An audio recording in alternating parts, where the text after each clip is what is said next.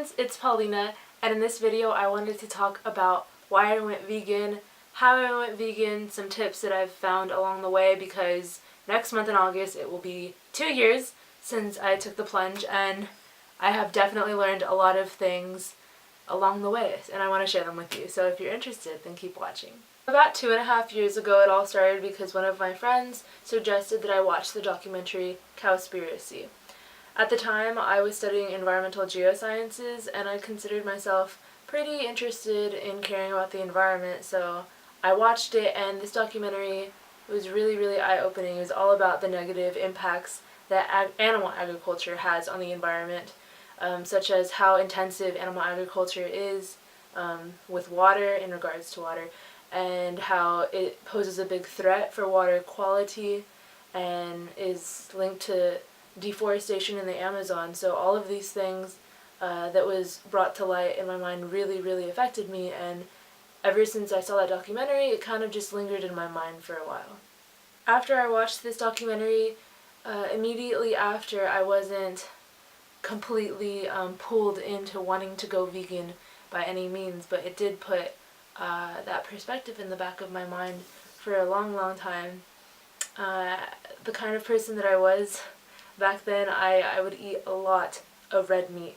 I really loved barbecue. I'm from Texas, and I would probably eat red meat, I would say maybe 7 to 9 times a week, because I could have easily eaten red meat twice a day.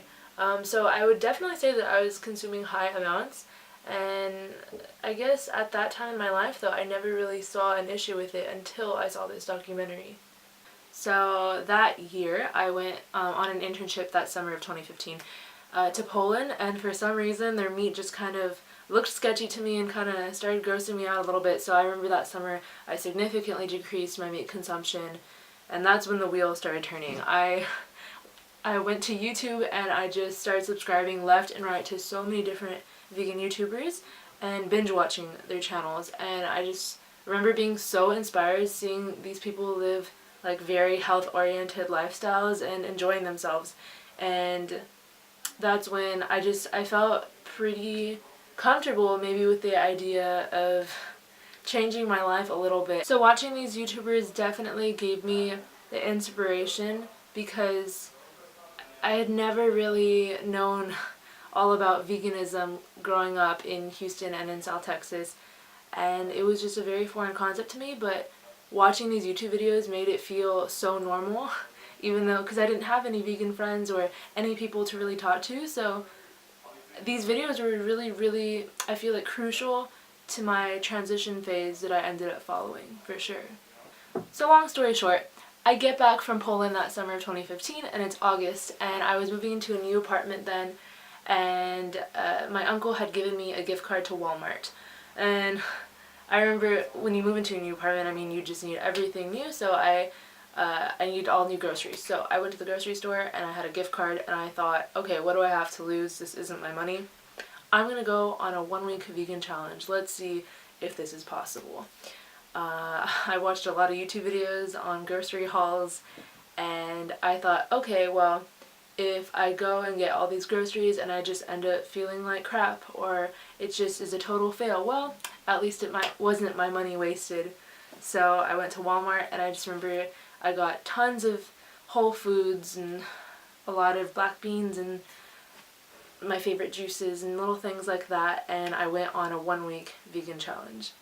So during this 1-week challenge, I don't think the challenge was eating the food more so than making it, because I had spent my entire first year of college on a meal plan, and so I'd go to the university cafeterias, and then the second year of college I spent in an apartment, but living off of cereal, sandwiches, Hot Pockets, pizza rolls, and things of the sort. I remember like I really loved like these breakfast sandwiches that were frozen that I would heat up in the microwave that had like bacon and sausage and cheese in a little bun. So it was things like that. I was just so used to like very fast and convenient eating. So this 1-week challenge, for me, it was just a challenge to make all of these dishes that I had planned out. But I was entirely enjoying the food, and I remember running at the time and feeling so freaking awesome and energized. I didn't feel sluggish when I woke up. And I think after this week, I felt, well, I know after this week, I felt so freaking good. But I'm sure that's just like a side effect that kind of wore off. I was just like on a really good high. But after the first week, it was Sunday and I had completed my 1 week challenge, and I really asked myself, I was like, do you have a strong reason to stop? And Paulina, do you have a strong reason to stop? And I told myself, like, no, you do not. So keep on going. Keep eating this way and just go with the flow. Who knows? Maybe this will be a good thing for you. Maybe you'll end up hating it. So after the first week, I just kept going and going and going, and then I guess that's how I became vegan. One thing that definitely did psych me out though is that, like, I never wanted to say vegan because the V word is so intimidating, and the online community is like so wild with their, I don't know, like, you're either this or this, you're either vegan or you're not. And I just kept telling people, like, oh, I'm eating plant-based, because I was just so afraid to associate myself with such a strong word. But I guess I reached a point after eating plant-based for like several months that I realized, you know what, like, it's my life, I can call myself what I want, and maybe I won't be perfect in everyone's eyes, but I am trying my best, and that is all that mattered at the end of the day. I remember prior to going vegan, I never appreciated the shock culture of showing violent images that PETA would do. I remember that just angered me as a meat eater. I was like, oh, like, that's so crazy. But I mean, in essence, it's because ignorance is bliss, and I hated seeing what really happens. But so that definitely wasn't something that drew me in. My mom has arthritis, and my health has always been kind of on the back of my mind growing up, but I never really did anything about it. I was always an active person, but I never changed how I ate, and I never really considered the connection between autoimmune diseases and our diets. But the more and more I researched, I really did end up truly believing that food is the medicine that we intake every single day, and I just wanted to fuel my body with the absolute best that I could be doing, and I felt like it was the right choice for me. So in the end, I think what really drew me into the lifestyle was the health aspects and the environmental aspects, for sure. Now that it's been over almost 2 years, I definitely do keep the ethics in mind, and I think it's a beautiful plus, but that definitely isn't what drew me in. And I really, really believe that the only way that you'll stay on this lifestyle is truly knowing why you're doing it, because if you don't have a strong pulling motive in the back of your mind or in your heart, then it's going to be so easy just not caring and going back to eating meat and dairy. So my case is pretty unique, how I just kind of went cold turkey and went vegan kind of overnight in a week as a challenge, but it's not that easy for everyone, and it does take time. And one thing that I do want to say is that it is okay to make mistakes and to slip. Like, do not beat yourself up. Don't think like, oh my gosh, like, I'm the worst and I don't know, all the vegans are gonna shame me. Like, who the heck cares what the community thinks of you? Like, care about yourself, and just pick yourself up. If you accidentally eat butter or cheese when you're first starting out, I mean, it happens. Transition is not easy for everyone.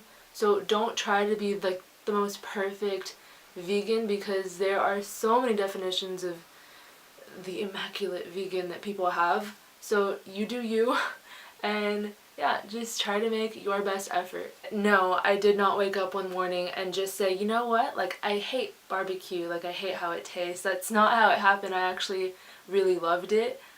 I just woke up one morning and realized, you know what, I want to put my thoughts into action and really challenge myself. But it's a perspective change. It really is. It's different, but it's something that just gets easier and easier with more time. I was raised in a Mexican American household, eating a lot of tacos and carne guisada and enchiladas and tamales and the rice with chicken and fish, caldo de res. And when I went vegan, a big concern was the loss of culture for me. I really, really didn't want to offend my family in any way, and that sort of was an issue at the beginning. I remember when I first told my mom that I was going vegan, she kind of was a little bothered by it. At first she thought it was a phase, and then when she realized that I was sticking with it, she was a little uncomfortable, I guess, with that, because in a sense I understand. You feel like, I guess, if someone really close to you just completely changes how they eat, you feel that you maybe can't accommodate for them as well, and that, I don't know, things will just be more complicated. Eventually, as time panned out, things got a lot better. My mom is so happy with me living like this now, and she has even decreased her meat consumption. And I mean, I don't want to force this on anyone at all. I just want to be a positive influence on people's lives. And when you know the things that you know from, I guess, reading so much about the health impacts, and you want to just be able to help someone feel their ultimate best, then I want to share that information with people. Everything's good now with my family. Along the way, I have learned a lot of different recipes in the sense of like Mexican, like Tex-Mex food. So it's really nice. So now for the tips part, because like I said, it was kind of a little bit of a trial and error for me personally. So here are some of the things that I can suggest to you.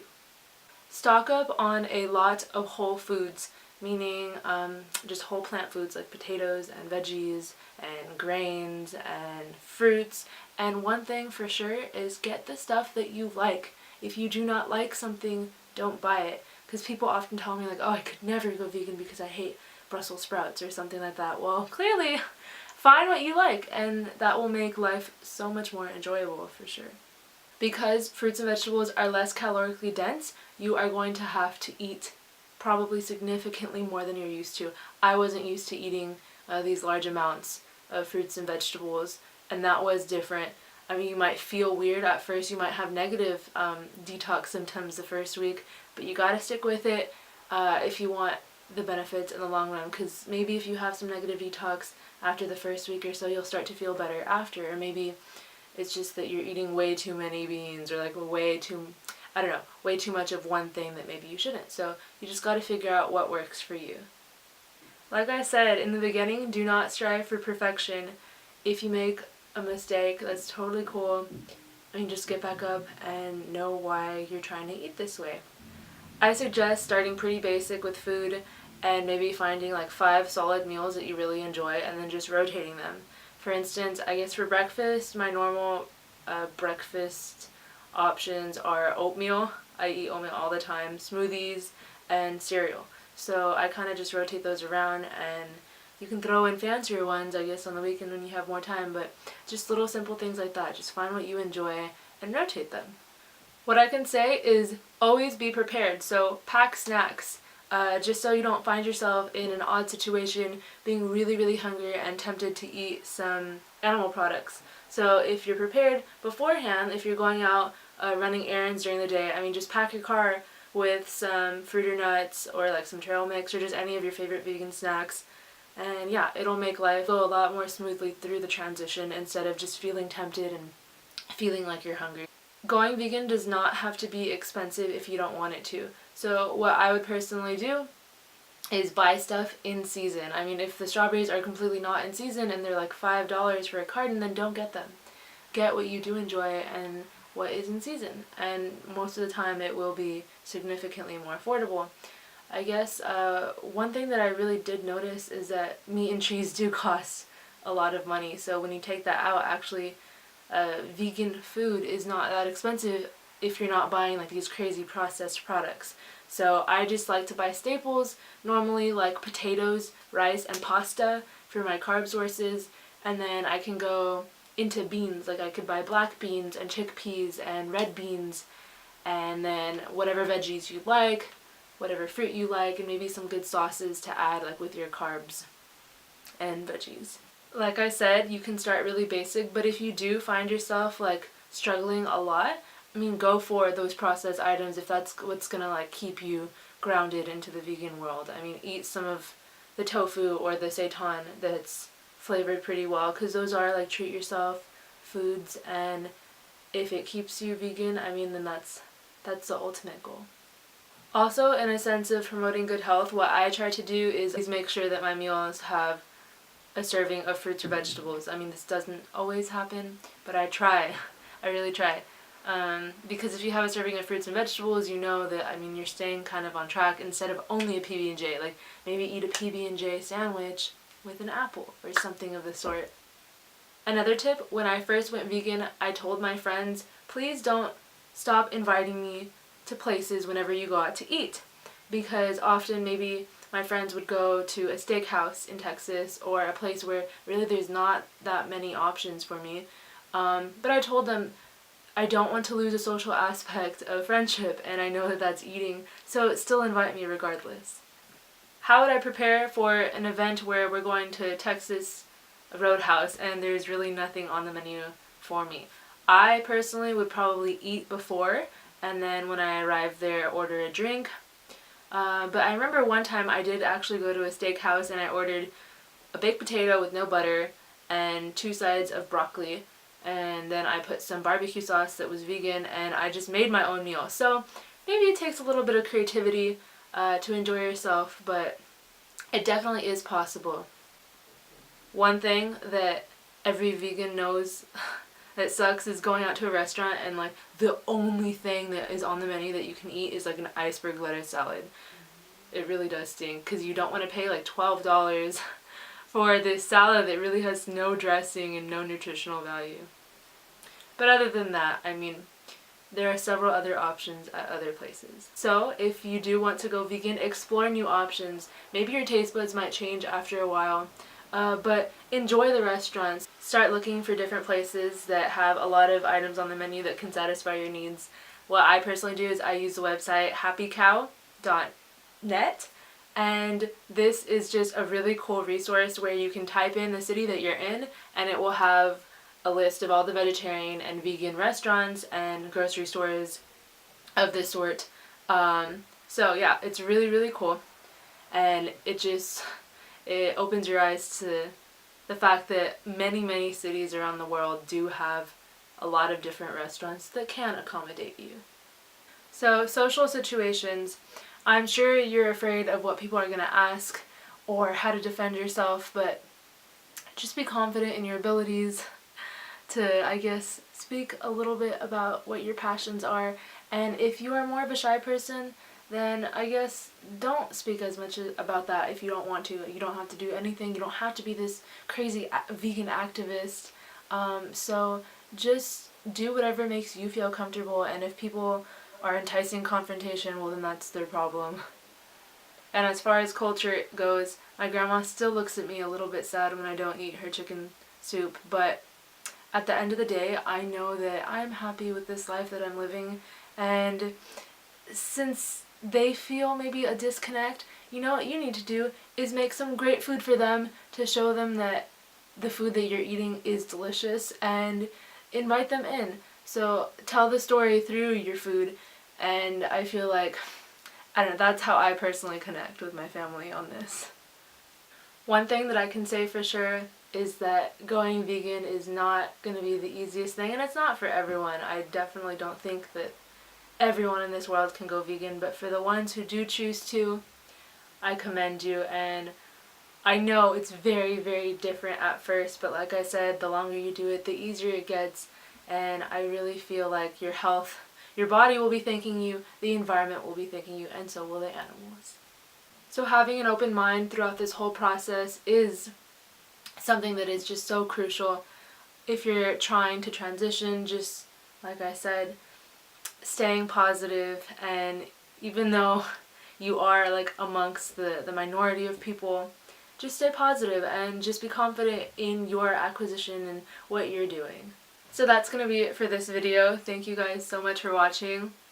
I'm sure I have many other things that I just forgot to touch on, but yeah, if you ever have any questions, feel free to contact me, anything related to the vegan world, and I'll try to answer as objectively as possible. And if you need any inspiration, I actually have an Instagram account just for the food that I like to make, and it is called No Can'ts, Just Plants, because I remember a lot of people at first would tell me like, oh, I could never, I can't do that, so it's called No Can'ts, Just Plants. So anyway, yeah, thanks for watching, and I'll catch you guys later.